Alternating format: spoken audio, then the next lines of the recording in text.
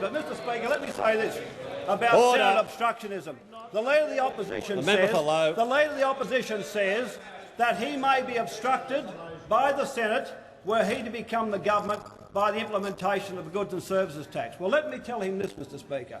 In the very unlikely, unhappy event of the opposition becoming the government of Australia, and in the event of him having as a centrepiece of his campaign the goods and services tax— Point of order. The Leader of the Opposition on a point of order. Point of order under Standing Order 145, relevance. The question was quite specific about whether or not Treasury officers would be allowed to appear.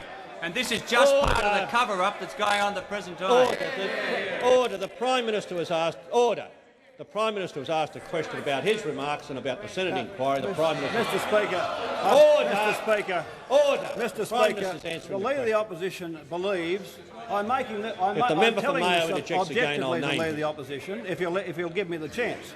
That is, in the event that the GST remains the centrepiece of the Opposition's policy— Order.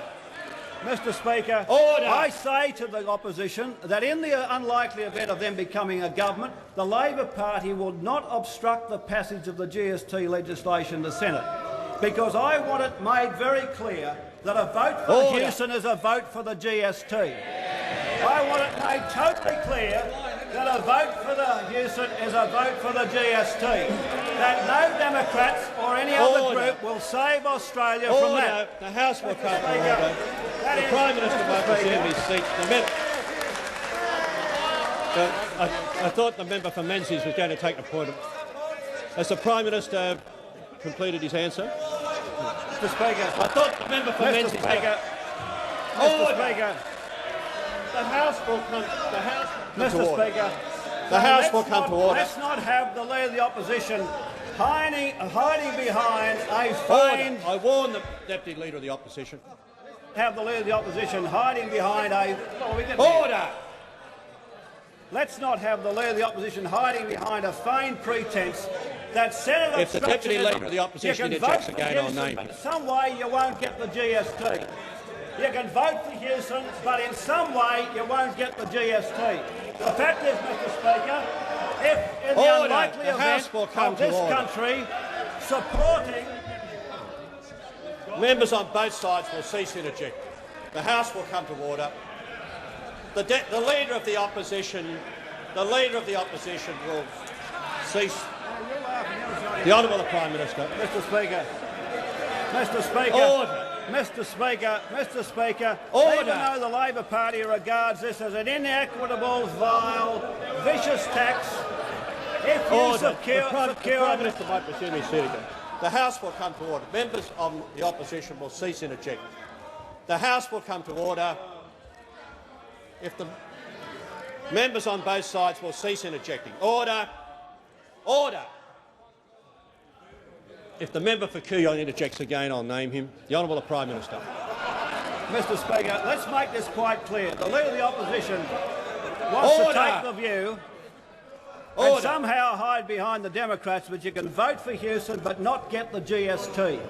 The fact is, Mr Speaker, if the public of Australia were to decide in the unhappy and unlikely event of electing a coalition government, and if they can establish a mandate for the GST— The member for Goldstein. Notwithstanding the Labor Party's primary objection to a GST, we would not obstruct it in the Senate.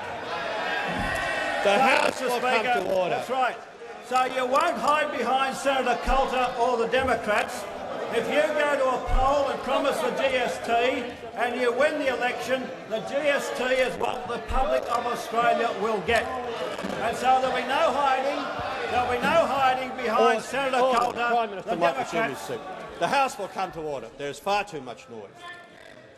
Members on both sides will cease interjecting.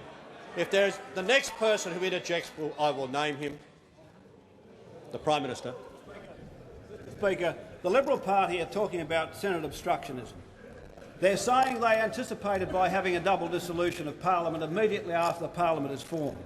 They're saying if our GST is obstructed by the Democrats, many Liberals will hope that people vote for them on the basis they can vote for Hewson but not for the GST. Well, we're saying if you secure a mandate, despite the fact we regard this tax as totally objectionable and inequitable, if you get a mandate for it, we will not obstruct it in the Senate.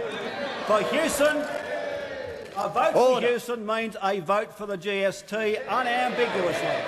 So we're making it quite clear. So, Mr Speaker, we're making it quite clear there's no way you're going to hide behind Senator Coulter or the Democrats or talk about Labor obstructionism, but let's be rid of the humbug, Mr Speaker. Order. The House will come to order. Let's be rid of the humbug that the Senate isn't of an obstructionist chamber. Let's be rid of the humbug when the Leader of the Opposition is already talking about a double dissolution within weeks of a coalition, of what he hopes is a coalition victory. The fact is, Mr Speaker, that the Senate has no right to obstruct the policies of the government in the lower house. That is the principle. The Senate has no right to obstruct the principal policies of the government in the lower house. That's our view. It ought to be your view. And in the unlikely event of you winning, in the fact that you can claim a mandate for the GST, what we're making clear is a vote for Hewson will be a vote for the GST. There'll be no hiding behind the Democrats. Now, you in your own silly way understand the deadliness of that remark. You know what it means. Yes, I know. Laugh with your silly feigned giggle, but you know that you're always hoping that many people would vote for Hewson thinking he wouldn't go through with the GST, that he won't get a mandate for it, that somehow the process of the upper house, the Democrats will campaign to vote for us to stop the GST. The fact of the matter is, Mr Speaker, I don't believe the public of this country will vote for a GST, but in the event that they elect a Hewson opposition to the government of this country, in that unlikely, unhappy event, they will get a GST from Dr Hewson. So, Mr Speaker, let's make this quite clear. The Leader of the Opposition will cease and eject. Absolutely opposes the GST as an inequitable, unuseful, totally unfair tax. But let's not hide behind this indignation about these pansies in the Senate now this morning up there talking about point of order, Mr Speaker. Mr Speaker, point of order. Order. I raise Standing Order 75. That is a specific and unforgivable breach of Standing Order 75. Order. Order. Both sides of the House. Mr Speaker, I ask that you direct the Prime Minister to withdraw the National Party of resume. Members on both sides will cease and eject. The House will come to order. The House will come to order. The House will come to order. The Prime Minister might withdraw that. Mr Speaker, to have the senators this morning debating these issues and feigning indignation just brings one a belly laugh.